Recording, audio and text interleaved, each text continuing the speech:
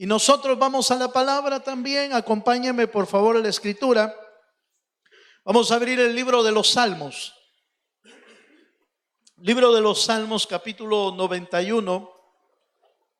Vamos a estar leyendo el versículo 14 al verso 16, por favor.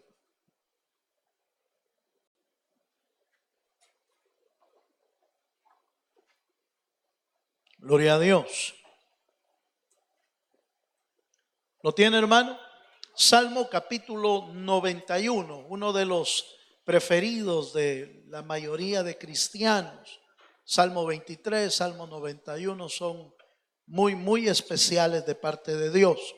Pero en el versículo 14 dice la escritura: por cuanto en mí ha puesto su amor, yo también lo libraré. Le pondré en alto por cuanto ha conocido mi nombre. Me invocará y yo le responderé. Con él estaré yo en la angustia. Lo libraré y lo glorificaré. Lo saciaré de larga vida y le mostraré mi salvación. ¿Cuántos te dicen amén, hermano? Si usted lee detenidamente este pasaje, se va a dar cuenta, hermano, que hay unas promesas ahí, pero lindísimas de parte de Dios para el creyente, pero no es para cualquier, diríamos, cualquier tipo de creyente. El verso 14 da una descripción de cómo es ese cristiano. El verso 14 da una descripción importante que usted y yo debemos aprender. Por cuanto ha puesto en mí su amor, yo también lo libraré. Lo pondré en alto por cuanto ha conocido mi nombre. ¿De qué creyente está hablando? De aquel que ha decidido, hermano, depositar y poner en el Señor todo su corazón, todo su amor. ¿Y quién escribe este salmo? Nada más y nada menos que el salmista David. David escribe en este salmo una de las verdades más tremendas. Usted recuerda que David amaba la presencia de Dios a tal grado que para él no era suficiente ir al templo, ir a donde estaba la presencia de Dios lejos. David amaba tanto la presencia de Dios que decidió inclusive llevársela a su casa un tiempo. Cuando el arca del pacto no tenía templo todavía, no le habían construido el templo famoso llamado de Salomón, que si no lo hubiese construido Salomón, se hubiera llamado el templo de David. ¿Se acuerda? ¿Por qué? Porque en realidad ese templo nació en el corazón de David. Fue David el que hizo todos los diseños de parte de Dios. Fue David el que tenía atesorado en sus grandes bodegas de tesoro. Tenía atesorado todo lo necesario para el templo. Tenía oro, tenía plata, tenía piedras preciosas. Tenía todo lo necesario. Se lo heredó a Salomón para que lo hiciera por una razón que usted conoce en la Biblia. El profeta le dijo: David, tú no puedes edificarle casa a Dios por cuanto has derramado sangre inocente. No le permitieron a David. Pero hay un tabernáculo o hay un templo que David hizo sin lujo, sin oro, sin plata, y a ese templo se le llama el tabernáculo de David. El lugar de adoración, diríamos, preferido de Dios, porque los salmos dicen que Jehová escogió a David, a Sión, como su lugar de habitación. Era el lugar donde David puso su tabernáculo, porque no era el lujo el que Dios buscaba, no era el oro, la plata o las piedras preciosas las que impresionaban a Dios. Lo que impresionaba a Dios era el corazón dispuesto de David para adorarle y para exaltarle. ¿Cuántos dicen amén? Entonces David se da cuenta que aquel que pone su amor en Dios va a ser librado por el Señor. Aquel que ha conocido al Señor va a ser socorrido por Dios en todo momento. Y hay por lo menos, fíjese, en estos tres pasajes, del 14 al 16, hay por lo menos 4 promesas que Dios le da a los que han confiado en Él. Número 1, verso 15, acompáñenme por favor. El verso 15 dice, la primera promesa, yo creo que en tiempos de angustia usted y yo necesitamos promesas de Dios. ¿Cuántos dicen amén? Y dice, me invocará. ¿Y qué dice, hermano? Mire, hay una diferencia entre orar e invocar y que nadie le conteste. Pero Dios ha prometido que Él va a responder al clamor de aquel que ha puesto su amor en Él. Él ha prometido que Él va a responder a aquel que conoce su nombre. Dios le va a responder. Y esto nos enseña 2 cosas. La primera, la importancia de clamar, la importancia de invocar, la importancia de orar. Como creyentes, usted y yo necesitamos tener una actitud para con Dios, o diríamos un hábito, el hábito de la oración como parte de nuestra vida. No solo para tiempos de necesidad. La oración es para todo tiempo. La oración es para dar gracias. La oración es para honrarle. La oración, como no, es para pedir por nuestras necesidades. Pero note por favor que la oración en el creyente es sumamente importante. Por eso, mire, los martes, usted sabe que son nuestros martes de oración. Y vuelvo a decir esto una y otra vez, ¿va? Los martes no todos vienen. Aleluya. Pero que todos estamos pasando por necesidad, eso ni de dudarlo. Si usted le pregunta a cualquiera de nuestros hermanos, ¿y alguno tiene una necesidad? Sí, dice, sí, yo tengo necesidad. Ya mandé mi papelito. Aleluya. Pero mejor si venimos también, ¿va? Con todo y papelito. A los que podemos venir pues a la casa del Señor. Dios quiere oír nuestra oración. Pero ojo con esto. Dios ha prometido que Él va a responder a nuestra oración. El Salmo 91 lo dice con toda claridad: me invocará y yo le responderé. ¿Cuántos quieren una respuesta para su oración? ¿Cuántos quieren una respuesta a su oración? Yo quiero una respuesta, hermano. ¿Quién no quiere una respuesta para su oración? Pero la promesa de Dios está ahí. Me invocará y yo le responderé. En Jeremías capítulo 33, no me pierda el Salmo 91, por favor. El Salmo 91, 14 al 16, no me lo pierda porque vamos a estar regresando ahí. Pero en Jeremías 33, 3, que es un texto que seguramente usted conoce, deja ver el Señor lo mismo. Clama a mí y yo te responderé. Y te enseñaré cosas grandes y ocultas que tú no conoces. Yo creo haberle ya mencionado que la palabra clamor no es una oración sencilla. No es una oración, diríamos, como una oración simple.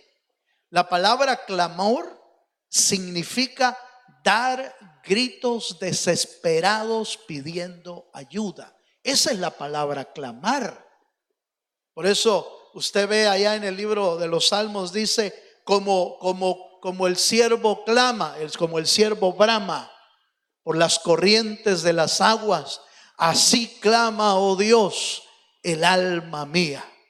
Pero cuando uno va a revisar ese pasaje del clamor del siervo, porque está hablando de los venaditos, de los siervos. ¿Cómo es que el siervo clama?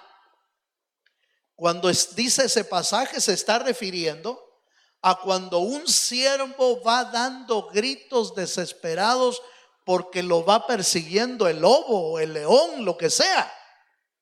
Y entonces va bramando, corriendo y bramando desesperadamente porque lo están persiguiendo. Y lo que busca es, como dice la Escritura, aguas. Como el ciervo brama por las corrientes de las aguas. ¿Pero por qué busca agua? ¿Para ir a tomar agua? No. Está buscando las corrientes de las aguas porque se lanza en el río y entonces pierde al que lo va persiguiendo, le pierden el rastro. Porque en las corrientes del agua se pierde la pista, se pierde su rastro y entonces es librada su alma. ¿Sí me estoy dando a entender, hermano? Entonces cuando el salmista dice, clamemos nosotros igual, no está hablando de una oración sencilla, está hablando de dar gritos desesperados, si es necesario, pues. Si es necesario gritar delante de Dios y decirle, Señor, ya no sé qué hacer, Señor, auxíliame. Clama a mí, ¿y qué dice, hermano? Y yo te responderé. La primera promesa que Dios nos da, como aquellos que hemos puesto en Él nuestra confianza, nuestro amor en el Señor, la primera promesa es que oremos, invoquemos, clamemos, y el Señor tiene una respuesta para nuestra vida. Amén, hermano. Quizás nuestra oración ya lleva una semana. Quizás nuestra oración ya lleva un mes. No lo sé cuánto tiempo lleva su oración. Pero no importa cuánto lleve. Lo importante es seguir clamando al Dios de los cielos. Porque Él va a oír y Él va a responder. Debemos ser perseverantes en nuestra oración. Debemos de ser perseverantes en nuestro clamor, para que cuando sea el tiempo de Dios, Él va a responder a nuestra oración. Usted busque en la Biblia y va a encontrar oraciones contestadas de parte de Dios. De la misma manera Dios quiere contestar a nuestra vida. Número 2. Mire qué más. El versículo 15 del Salmo 91 nos da una segunda promesa. Esta promesa son para los que hemos puesto en Dios nuestro amor, en quienes conocemos su nombre. Para esos son estas promesas. Me invocará y yo le responderé. Verso 15 sigue diciendo, con Él estaré. ¿En qué momento, hermano? En la angustia. Con Él estaré en la angustia. Esa es una promesa. La Biblia nos enseña que Dios nos promete que Él va a estar con nosotros todos los días de nuestra vida hasta que el Señor venga. El apóstol Pablo lo había entendido de esta manera y lo dejó escrito así: ni la muerte, ni el Hades, ni hambre, ni desnudez, nada podrá separarnos del amor de Dios en Cristo Jesús. Nada podrá separarnos. Mire, hermano, el diablo busca que cuando usted y yo estamos en el día de la angustia, no que Dios se separe de nosotros, porque eso es imposible. Dios no se va a separar de nosotros, pero nosotros sí podemos separarnos de Él. Mire qué tremendo. Mire qué tremendo. El diablo busca que cuando usted y yo estamos en el día de la angustia, él sabe que Dios no se va a apartar de nosotros, porque Él lo ha prometido. Pero si logra minar nuestra mente y nuestro corazón para que nosotros decidamos, es que Dios no me oye, es que Dios no me contesta, es que Dios no me responde, es que Dios se olvidó de mí. Y entonces el diablo puede lograr que usted y yo demos la vuelta y nos alejemos de Dios. Eso es exactamente lo que el diablo buscaba. Sabe que Dios no se va a apartar, pero sabe que usted o yo podemos tomar la decisión de alejarnos del Señor. Y si logra eso, el diablo habrá logrado un gran cometido. Pero si usted y yo tenemos en nuestro corazón la promesa, la verdad, el día domingo estuvimos diciendo cómo José se mantuvo firme en el valle, cómo se mantiene uno firme en la adversidad, creyendo en las promesas de Dios. Así se mantuvo José. José creyó a los sueños que Dios le había dado y le había hablado, y aunque estaba en la cárcel, permaneció firme. Aunque estuvo en Egipto como esclavo, permaneció firme. ¿Cómo vamos a sobrevivir en los días de angustia? Creyendo en las promesas de Dios. ¿Cuántos dicen amén? Una promesa que Dios te ha dado es que Él no se va a apartar de ti nunca. ¿Cuántos dicen amén? Veamos un pasaje de la Escritura y encontramos ahí una verdad. Oiga, este texto en Nahum capítulo 1 versículo 7. Nahum capítulo 1, a ver si lo encuentra. Aleluya. Nahum 1 versículo 7. Gloria a Dios. Le estoy dando chance.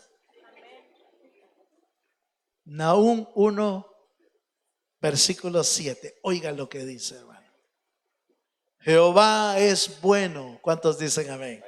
Jehová es bueno, fortaleza en el día de la angustia, y conoce a los que en Él confían. Este pasaje es como de subrayarlo, hermano. Si tiene ahí como subrayarlo, y déjele algo para volverlo a encontrar, porque le va a costar un poco encontrarlo, pero déjele algo ahí. Oye, mire, me encanta este pasaje, hermano. Este pasaje es como para andarlo anotado ahí, y si se le olvida sacarlo y volverlo a leer, porque hay unas verdades ahí tremendas. Jehová es bueno. Aunque el diablo lo quiera hacer ver diferente, Jehová sigue siendo bueno. Aunque el mundo te diga lo contrario, Jehová sigue siendo bueno. Aunque los argumentos de mucha gente digan lo contrario, Jehová es bueno. Y aunque el diablo diga lo contrario, Jehová es bueno. Un salmo repite esa verdad una y otra vez. Aquel salmo que dice: Jehová es bueno y para siempre es su misericordia. En el siguiente verso vuelve a decir: Jehová es bueno y para siempre es su misericordia. Mire, cuando esa verdad se impregna en lo más profundo del corazón, aunque el diablo te diga lo contrario, usted de inmediato le dice: mi Biblia dice lo contrario, su palabra dice otra cosa, su palabra dice que Él es bueno, y si su palabra lo dice, yo lo creo. Y hacemos bien en creer su palabra. ¿Por qué? Porque ahí está la fuente de la vida, en la palabra del Señor. Entonces note por favor, hermano, Él no solo ha prometido que nos va a responder, sino que también ha prometido estar con nosotros en el día de la angustia. Mire, una cosa es que alguien le dé palabras de fortaleza de lejos, que le llamen a uno por teléfono cuando está pasando por alguna necesidad, ¿verdad? Y qué bien se siente uno, lo logra fortalecer, lo logra animar. Cuando alguien de lejos te llama y te dice: mira, me di cuenta que estás enfermo, me di cuenta que estás pasando por una necesidad, me di cuenta que estás pasando por algo, pero yo te llamaba para saber cómo estás y para animarte. Se siente uno bien, ¿no le parece? Se siente uno bien, se siente contento, pero es de lejos. Y de lejos, aunque mucha gente quiera hacer algo por nosotros, pues no puede, está lejos. Pero Dios no ha prometido estar de lejos. Dios ha prometido estar junto a nosotros en el día de la angustia. ¿Cuántos dicen amén? Eso quiere decir que si Dios está ahí cerca, Él puede auxiliarnos en cualquier momento. Cuando Pedro se hundió, en el mar. ¿Por qué? Porque la tormenta lo logró turbar, lo logró que dejara de ver a Cristo, y empezó a ver Pedro la tormenta que azotaba y las olas que eran grandes. La Biblia dice que Pedro empezó a hundirse, se empezó a hundir, pero logró gritar: Señor, sálvame. Y la Biblia dice que el Señor extendió su mano y lo sacó de ahí. ¿Por qué? Porque estaba cerca. Cuando Dios está cerca, Él puede extender su mano para sacarnos. ¿Cuántos dicen amén? Bienaventurados los que tenemos a Dios cerca. Bienaventurados los que tenemos al Señor de cerca. ¿Por qué? Porque no importa lo que pase en nuestra vida, sea que nos hundamos, sea que nos caigamos, sea que nos alejemos, del Señor está ahí para auxiliarnos. ¿Cuántos dicen amén? Bien, veamos algo más. Veamos, volvamos al Salmo 91. Mire cómo va la promesa, va como progresando. Las promesas van progresando, si usted logra verlo. La tercera dice, en el verso 15, la tercera promesa dice: me invocará y yo le responderé, con él estaré yo en la angustia, y oiga, lo libraré y lo glorificaré, dice la versión 60. La versión Las Américas dice: lo honraré. Ahora, note por favor lo progresivo de su promesa. Primero nos prometió que nos iba a oír. Después nos promete que va a estar con nosotros. Eso es más cercano. Y después dice: lo libraré. Ya no solamente está cerca, sino que Él va a actuar a nuestro favor. Él va a accionar. ¿Cuántos me están entendiendo, hermano? Una cosa es que, mire, yo he visto gente que aunque está cerca de uno, no se mete. ¿O no? ¿Ha visto usted? ¿Ha visto usted gente que alguien se accidenta, alguien tiene algo y no toda la gente se mete? Yo creo que le conté a usted hace tiempo, vi un video que a mí me dejó sorprendido por los tiempos en que estamos, viviendo en Nueva York. 5 de la mañana, 4 o 5 de la mañana, iba una jovencita a agarrar como el metro o algo por el estilo, y a la jovencita le quisieron robar. Alguien le quiso robar y apareció un muchacho. Ahí de repente apareció un muchacho y le auxilió a la joven. Pero la joven logró salir corriendo. No le robaron, pero el muchacho, el que iba a robar, sacó un arma y le pegó 2 balazos y se fue. Y el muchacho quedó tirado así, sangrando. Y fíjese, hermano, que eran las 5 de la mañana. Y entonces empezaba a pasar gente, pero todos los que lo veían solo lo miraban y seguían. Y se vieron por ahí varias personas, pero los que más llamaron la atención fue uno que se acercó un poco a verlo, pero se fue. Y otro se acercó tanto que sacó su celular para tomarle una foto o video, no lo sé, pero se fue. Llegó a las 8 de la mañana y nadie le auxilió. Cuando alguien quizás llamó a emergencias, llegaron como a las 8 y algo, el muchacho ya estaba muerto. Pasaron 3 horas, pasó mucha gente, pero nadie le ayudó. ¿Qué nos habla eso? De la indiferencia de mucha gente, de la indiferencia a la necesidad, de los tiempos difíciles que estamos viviendo, de los tiempos de insensibilidad en los que estamos viviendo hacia la necesidad del otro. El muchacho no fue indiferente a la necesidad de la joven. Diríamos que fue un héroe, le salvó quizás la vida a la joven, pero nadie metió su mano por él. ¿Qué le quiero decir? En la vida se va a encontrar varios tipos de gente. Alguien que sí quiera ayudarle, o otros que solo lo miran pasar y no meten la mano. ¿Cuántos me están entendiendo? Pero Dios no solamente promete oírte cuando clamas, promete estar cerca cuando estás en el día de la angustia, y promete librarnos del día de la angustia. Dele un fuerte aplauso al Señor, sí, Señor.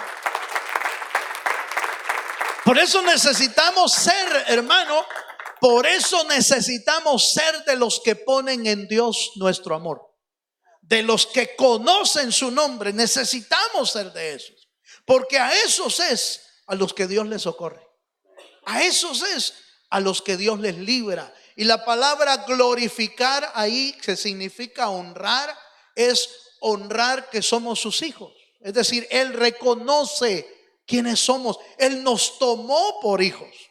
Él pagó por nosotros en la cruz del Calvario. Aleluya.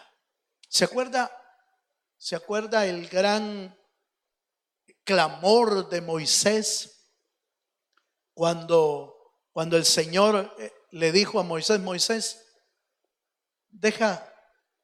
apártate del pueblo, voy a raer al pueblo de Israel? Porque usted recuerda que Israel había pecado una y otra vez.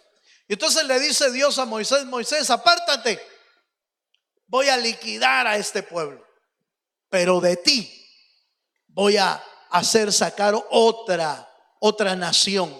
¿Se acuerdan lo que le dijo Moisés? Moisés, Señor, le dijo Moisés, ¿qué va a decir la gente? Va a decir la gente que no los pudiste sostener en el desierto. Va a decir la gente que ¿qué Dios es este que los sacó de Egipto, pero los mató en el desierto? Y entonces el Señor aparentemente, oiga esto, aparentemente se deja convencer de Moisés. ¿Quién puede convencer a Dios, hermano? Nadie. Si Dios ya tenía trazado, a mí me parece que a quien estaban probando también era Moisés. A mí me parece que el corazón que estaban probando también en eso era el corazón de Moisés. ¿Qué tal si Moisés le hubiera dicho: trato hecho y nunca deshecho? Aleluya.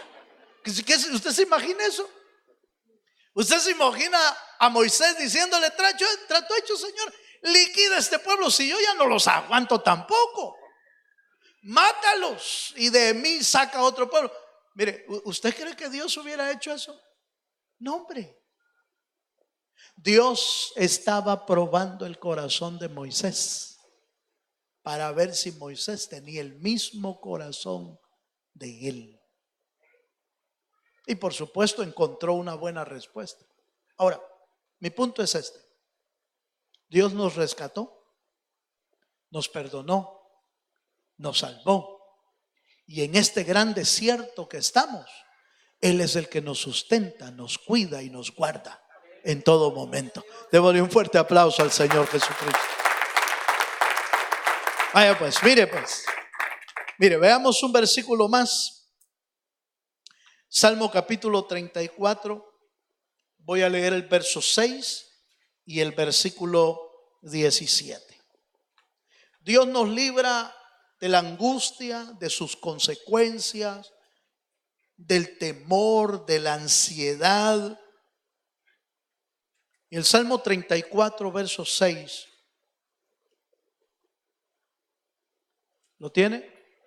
Dice: este pobre clamó y le oyó Jehová y lo libró de todas sus angustias. Hay dos palabras ahí que me gustan mucho, que vale la pena reflexionar en esas dos palabras. La primera es el pobre. este pobre clamó. Reflexionemos en esa palabra. ¿Era pobre porque no tenía dinero? ¿Era pobre porque no tenía trabajo? ¿O era pobre porque reconocía su bajeza delante de Dios? La clave, hermano, una de las claves para que Dios responda a nuestras oraciones es reconocer que somos necesitados. Una de las claves para que Dios nos responda es bajar nuestro ego, nuestros humos, nuestro orgullo y pedir a Dios por nuestra necesidad. Es reconocer que nosotros solos no podemos. Es reconocer de que no somos independientes y no somos dependientes del Dios de los cielos. Normalmente nuestro ego es lo que no nos hace pedir por nuestra necesidad. Es lo que no nos hace pedir por ayuda. Cuando usted y yo tenemos un poquito de ego, yo sé que usted no, ¿verdad? Pero los hermanos que no vinieron, aleluya. Pero los hermanos que no vinieron, hermano, los que tienen cierto ego elevado todavía, les cuesta pedir ayuda, ¿sí o no, hermano? No, dicen, no. Yo he oído a veces dichos como, por ejemplo, yo le digo a mi esposo que vayamos a pedir consejo a la iglesia, pero mi esposo dice, no, las cosas del matrimonio no las debe de saber nadie. Pero ¿sabe qué es eso? Ego. Ese es orgullo. Porque aunque se está destruyendo el hogar, se está derribando el matrimonio, se está hundiendo, prefiere no pedir ayuda. No. Los trapos sucios se lavan en casa. Buen dicho, ¿eh? Es bonito el dicho. Pero la cosa es que no los lavan de todos modos. El dicho está bonito, pero no se están lavando. Y entonces se está hundiendo la casa. Pero ese es el ego el que no nos deja a veces pedir ayuda, pedir socorro, pedir auxilio. Pero por eso es el salmista, hermano, en su sabiduría y en su inspiración divina, no pone por gusto: este pobre clamó y le oyó Jehová. Yo creo, hermano, que era parte de la inspiración divina en la palabra. Este pobre clamó. No se refiere a riquezas, no se refiere a dinero, no se refiere a posición, se refiere a la condición del corazón. Los pobres reconocen la necesidad que tienen de Dios y claman.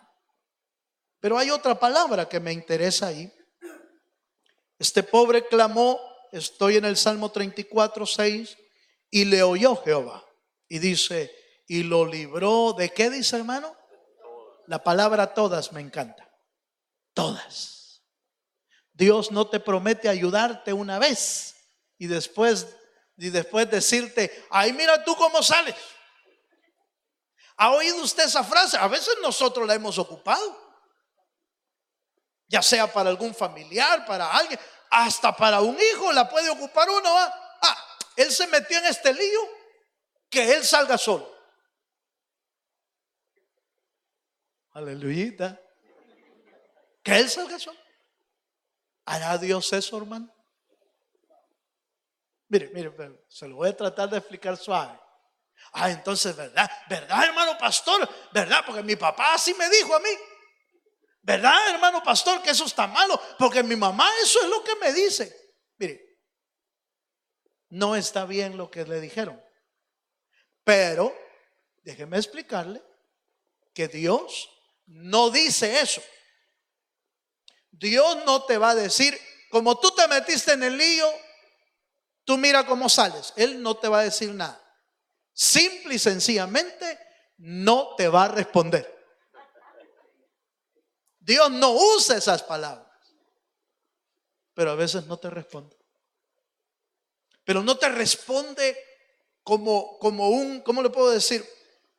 No te responde no como un rechazo o no como una recriminación de lo que hiciste mal, sino que Él sabe que tienes que aprender. Y como un buen padre bueno, entonces Él te deja por un momento para que tú aprendas la lección. Pero no lo hace recriminando. Es que el gran problema de nosotros los padres humanos somos los que recriminamos. ¿Sí me estoy dando a entender? Por ejemplo, recriminamos cuando alguien hizo algo malo, alguien de nuestros hijos, podemos recriminar. Bueno, usted se metió en ese lío, así que usted sale. Mire, bueno, usted fue el que tomó la decisión, ¿verdad? Bueno, ahora mire cómo sale. O salimos con aquella famosa frase, ¿verdad? ¿Se acuerda que se lo dije? Esas son las frases de nosotros los padres, ¿va? ¿Se acuerda? Así sentadito y aquel llorando. Y sí, pero que no sé qué, ayúdame. No, ¿se acuerda que se lo dije? Y nos ponemos en esa posición, ¿va? Yo se lo dije. Así que, mijito, crezca, madure. Y a veces lo podemos decir con recriminación, pero Dios no es así. Cuando Dios no te responde o te deja solo en eso, es porque Él sabe que es parte de tu aprendizaje, sin recriminación. Él se duele contigo en lo que estás pasando, pero sabe que va a ser para tu bien. Dele un fuerte aplauso al Señor Jesucristo. Entonces me gusta esta parte porque dice, Él te va a ayudar en todas tus angustias, en todas. Pero por favor entendamos, eso quiere decir que en algunas Él va a accionar, en otras se va a quedar callado, en otras va a permitir que te pase algo, pero Él va a estar haciendo algo porque eso va a servir para tu bien. Por eso la Biblia dice, todas las cosas ayudan para bien a los que aman al Señor. ¿Cuántos dicen amén? Bueno, todas, diga conmigo todas. En todas nuestras angustias, el Señor va a estar ahí con nosotros. Y número 4. En el verso 16 del Salmo 91, verso 16, ya vimos, me invocará y yo le responderé. Con Él estaré en la angustia. Lo libraré y lo honraré. Y el verso 16, mire lo que dice, qué lindo lo que dice ahí, hermano. Lo saciaré de larga vida y le mostraré mi salvación. Hay dos cosas aquí para terminar. Hay dos cosas aquí interesantes. Lo saciaré. La palabra saciar es darte lo suficiente para que estés lleno, para que estés confortable, para que estés completo. Saciar es dar lo necesario a alguien para que pueda suplir toda su necesidad. Dice, lo saciaré, dice el versículo 16, de larga vida. Fíjese que yo diría que el diablo lo sigue a uno como para cortarle la vida, ¿va?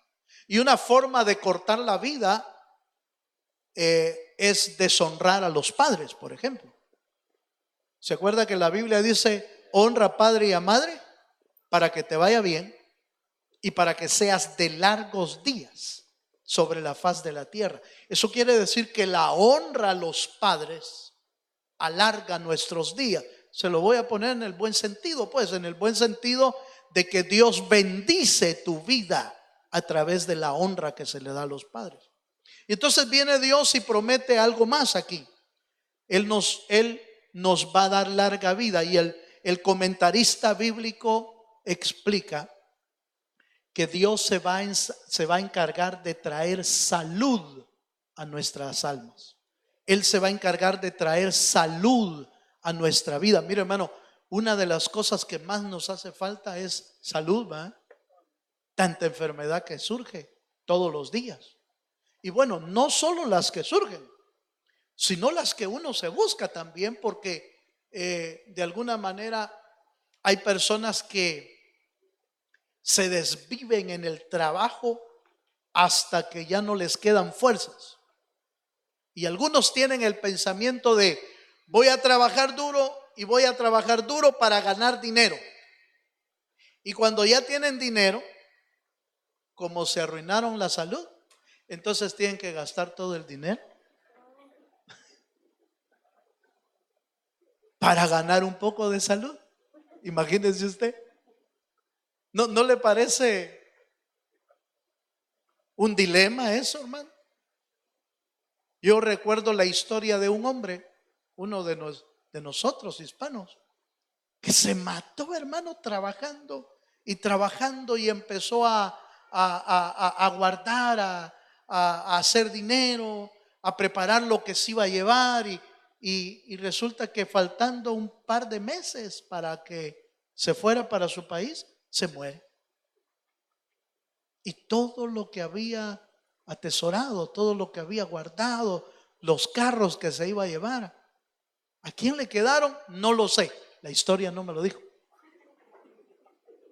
Pero la cosa es que no le quedó nada de lo que había.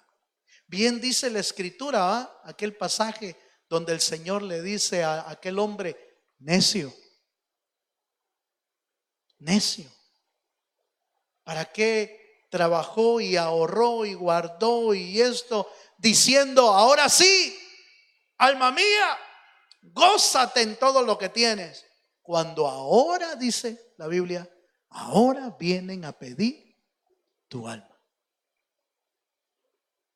La vida del cristiano debe de tener un equilibrio. Hay gente que se desvive trabajando y se le olvida que Dios es el dador de la vida. Se olvida que su tiempo no solo debe de irse en el trabajo o en las cosas que son importantes de la vida, pero más importante es nuestra relación con el Dios de los cielos. ¿Cuántos dicen amén? ¿Cuántos queremos que Dios nos dé vida? Larga vida. Mire, mucha gente busca la larga vida hasta en pomaditas, ¿va? Aleluya. Para que no se miren los añitos. Pero en realidad la vida está en Jesucristo. La vida está en Dios. Si Dios está en ti, tu rostro hasta va a resplandecer de la presencia de Dios.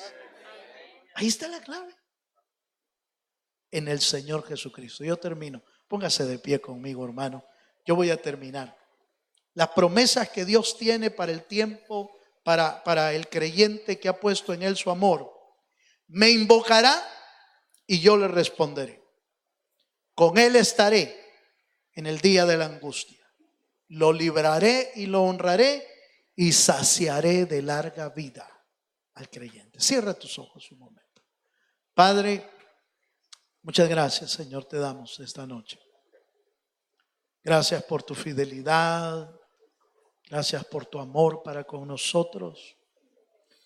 Gracias, Señor, por las promesas que tú nos das. Porque tus promesas son fieles y son verdaderas, Señor. Creemos, Señor, que tú vas a estar con nosotros en todo tiempo. Gracias porque tu palabra nos lo recuerda. Gracias porque tu palabra nos lo enseña. Y hoy, Señor, queremos atesorar esa palabra en nuestro corazón. Queremos darte gracias por ellas. Pero también te pedimos hoy que las escribas en nuestro corazón. Escribe tu palabra, Señor. Tu palabra nos dice que en el nuevo pacto, en este nuevo pacto que hizo Jesús, escribiría su palabra en nuestra mente y en las telas del corazón. Yo te pido esta noche, Señor, que escribas en nuestros corazones tu bendita palabra, Señor.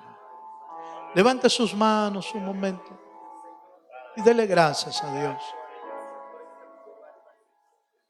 Si estás pasando por necesidades y por angustias, dale gracias, porque Dios ha prometido responderte.